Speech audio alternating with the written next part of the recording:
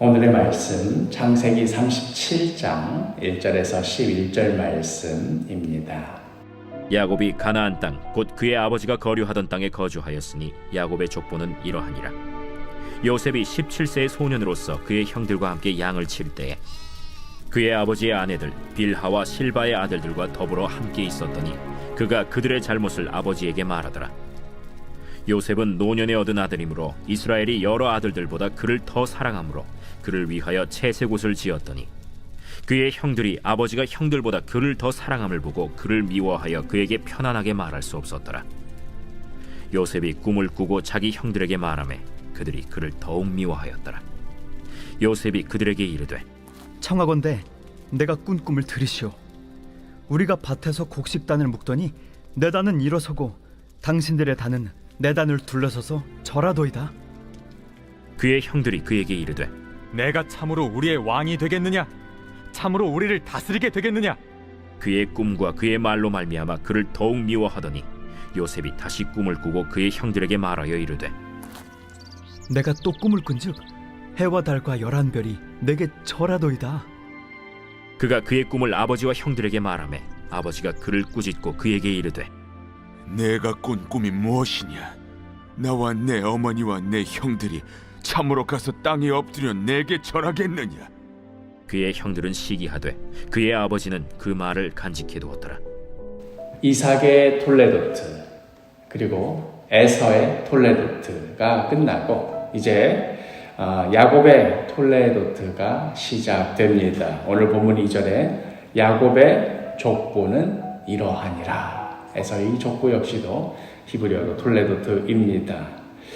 이삭의 톨레도트의 경우에 이삭이 리브가와 결혼을 한 이후에도 좀처럼 임신을 하지 못하자 간절히 기도해서 겨우 두 아들을 얻는 그런 장면으로 이제 이야기가 시작되는데, 그런데 이 두 아들이 뱃속에서부터 그렇게 싸워서 이것이 그들의 근심거리가 되었지요.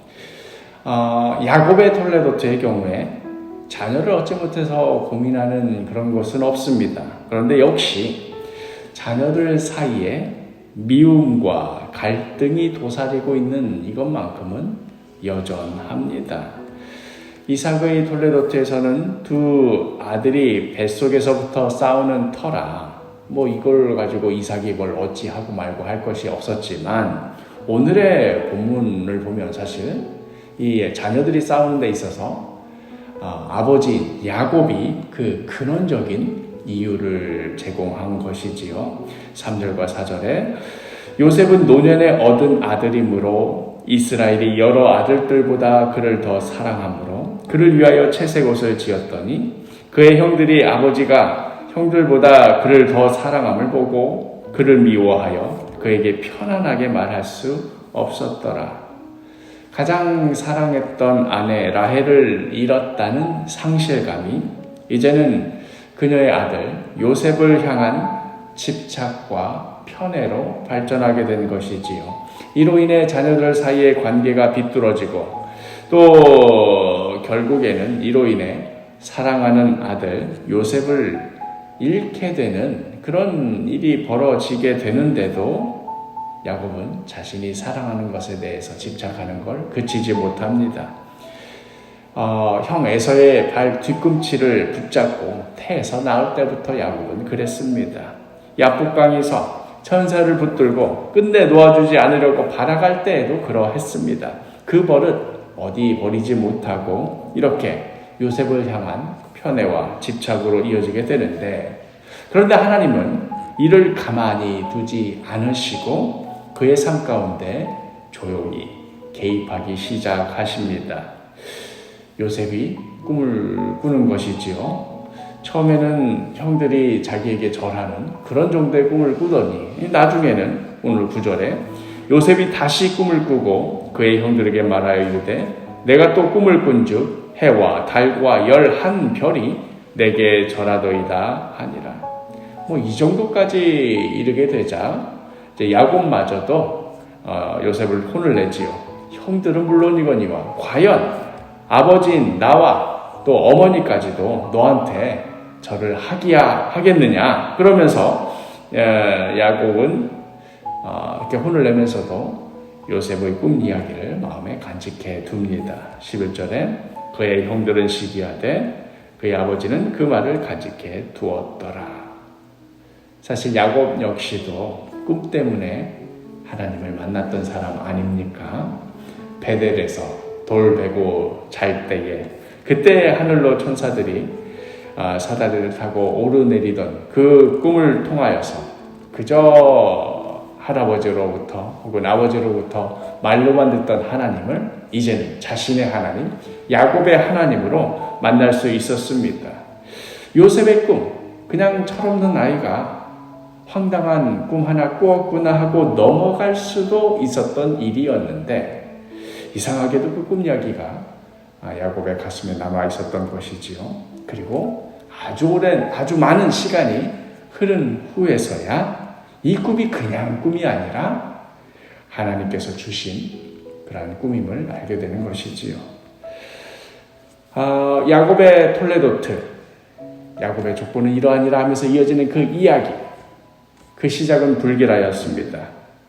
야곱은 결코 잃고 싶지 않은 가장 사랑하는 것을 병적으로 집착하고 있었고 이것 때문에 자녀들 사이에서는 갈등이 최고조에 달하고 있었고 거기다 대고 요셉이 꿈을 꾸는 바람에 형들이 이를 뿌득뿌득 갈고 있었습니다.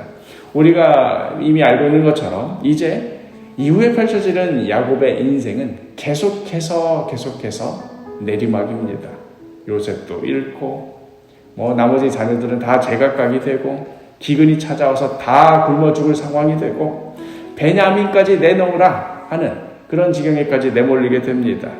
도대체 하나님의 약속은 어찌 된 것이며 그토록 집착하여서 얻어냈던 하나님의 복이라는 것이 도대체 어디다 써먹는 것인지 도무지 알 수 없는 지경에까지 야곱은 계속해서 내몰리게 될 것입니다.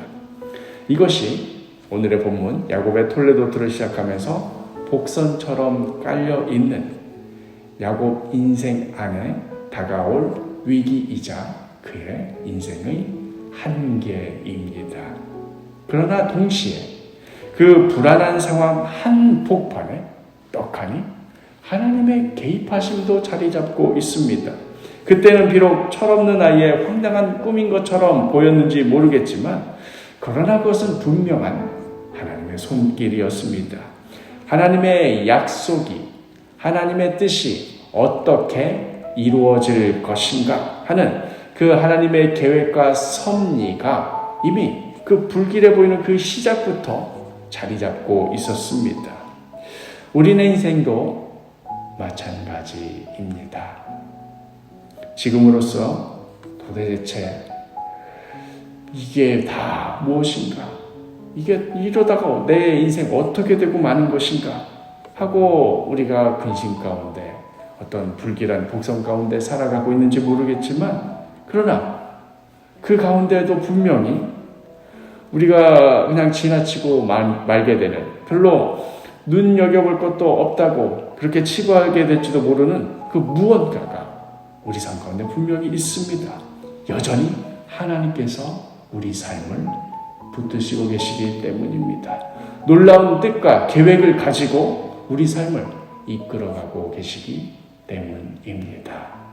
사랑하는 사도교회 식구 여러분, 오늘 하루도 하나님의 그 손길, 하나님의 그 이끄심, 비록 지금 우리 눈에는 보이지 않지만 그러나 우리 믿음의 눈으로 바라보며 하나님 의지하며 그 뜻을 헤아리고 그 뜻에 순종하며 살아가는 복된 하루가 되기를 간절히 축복합니다.